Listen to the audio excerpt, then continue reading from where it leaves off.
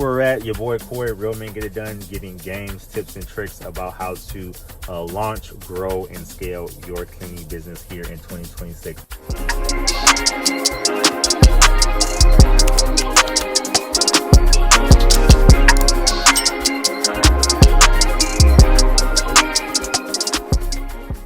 Hey you guys, your boy Corey here, Real Men Get It Done. We are getting ready to actually do a walkthrough for a commercial residential apartment turnover at one of our local universities in the area.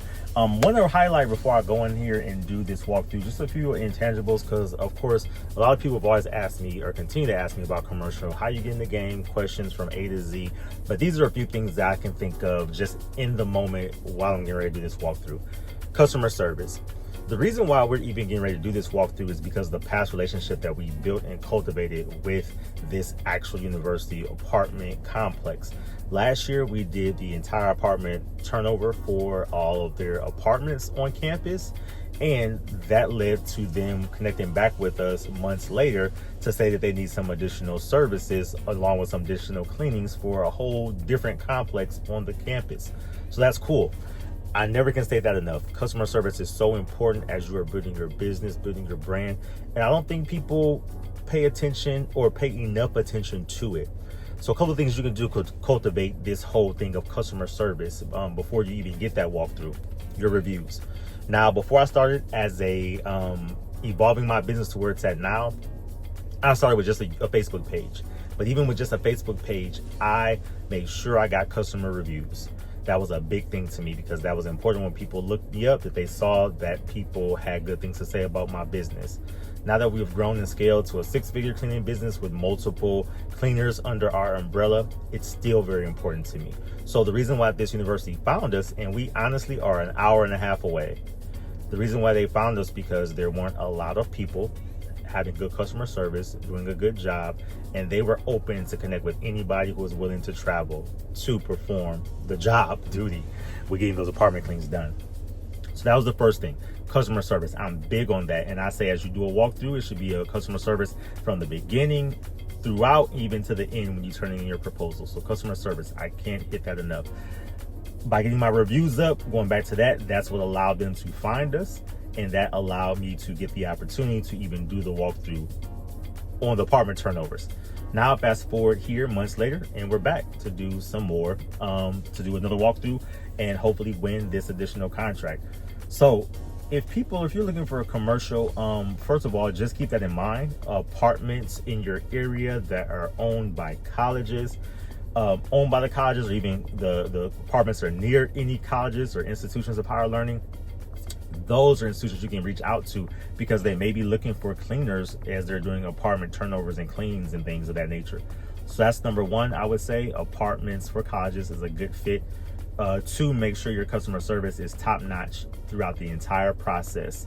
And three, when you are doing walkthroughs, as I'm going to do right now, it should be collection gathering. It should be an opportunity for you to take a lot of pictures, video. I have my measurement tape. I would do a little bit of everything and really trying to deep dive on what the customer wants, what they need, and how you can best support them. The cheapest price does not always mean that it's going to be the best product. A lot of times universities or just clients in general, the reason why they're looking for a new client is because they may have tried to go with the cheapest route and it wasn't the best bang for their buck. So I don't always think about price, but of course I'm going to ask that to try to stay within their budget. But I would say those are just a few nuggets I can think of before I do this walkthrough. And yeah, I just want to continue to give some tips, tricks, and game about the commercial space. So I thought to do that before I do this walkthrough. So let's get into it. Real men get it done. All right, first things first, most times you will get a scope of work, which is awesome. So you can see a big picture of what all's going to be required and what you need to take care of, but not always. So here's some other things that I kind of look at. Flooring. So each of these buildings, and there's 2 buildings in all with about 300 students in each building, has a clubhouse. This clubhouse has a lot of hardwoods, which is good because that ends up being a little bit easier to clean versus carpet. So I'm looking at that as a detail. Here's the other clubhouse, but I'm looking at that as a detail. that will also help me with my proposal writing. And then I'm also taking pictures, videos, and measurements if I can. They also are going to send me the schematics of this facility, which is great, but sometimes you don't always get that. So you got to take your own video, your pictures, and your measurements to kind of see how much area you're covering. Also, with the data collection gathering, I like to see what I can find out about the previous company. What kind of supplies were they using? How often were they in the facilities? How many cleaners did they have? Things like that will also help you to kind of be able to adjust your proposal accordingly when you turn in your final proposal / quote / bid. So these are good things that I asked. Again, the whole goal is to collect as much data as you can to be able to create your proposal and be okay with asking additional questions. So we toured both facilities in whole. Again, about 3 floors at each facility, laundry rooms, some study rooms, and some office spaces is the gist of this entire proposal. But it was a nice walkthrough. I was able to ask a lot of questions, get a lot of things kind of understood.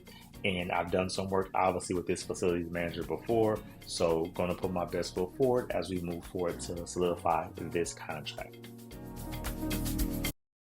All right, y'all, I am so excited. The walkthrough is done. Met with my boy, who is the facilities manager, and man, I was like just telling them for real talk, like, we're gonna make this work. We're gonna make this work. We're gonna win this thing. And it's cool because what they're actually looking for, to bring it more context, is a porter. So just a person that's going to be like the day person, taking care of the lounges and making sure the elevator, the bathrooms are clean in their apartment. Actually, these aren't apartments. These are more residential style living. So more so like 4 bedrooms, 2 bedroom style with just a little kitchenette in there versus a full apartment with a washer and dryer and kitchen and all that good stuff. So like sometimes it's a little bit cheaper on the college campuses and a little bit less maintenance. But of course, like I said, they'll have laundry rooms and stuff like that they want to be taken care of, and they want somebody to come in and take care of it Monday through Friday. So I'm definitely going to make sure I get a sweet spot with the pricing. I did ask for the pricing. He's going to be able to send me that of what the current folks are doing. And they went up on pricing, but to be honest, I didn't see that they were adding any more value with them going up in their pricing.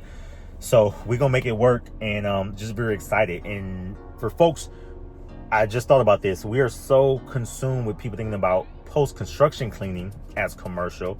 A lot of times that ends up being a one-time and you're done. But the thing I love about commercial contracts is because when you sign on that dotted line, you're already in their system. They may need you for a stint like 3 months. They may need you a year from then, from the time you first dealt with them. But since you're in their system, you can keep getting recurring work. So I love that. We're already in their system. So it's just a matter of us getting the numbers in, making sure the numbers are right, and they'll sign off on it, and we'll be easier to onboard than a brand new contractor. So commercial is where it's at. Definitely the wave in 2026. I'm feeling very motivated and excited just to have this opportunity and continue to grow our business. So I'm excited.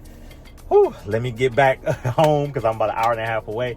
But again, luckily I have some cleaners that are here in this area that'll help me if and when we do win it.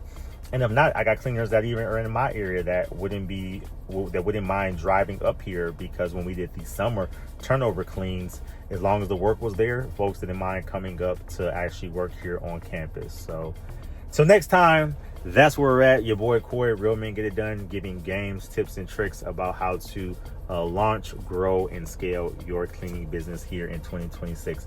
So let's get it done, y'all. Destroy your excuses. Also, check out the merch. It's in my bio. You should see it. And let's have a blessed and prosperous 2026, y'all. All right, till next time. Peace and blessings.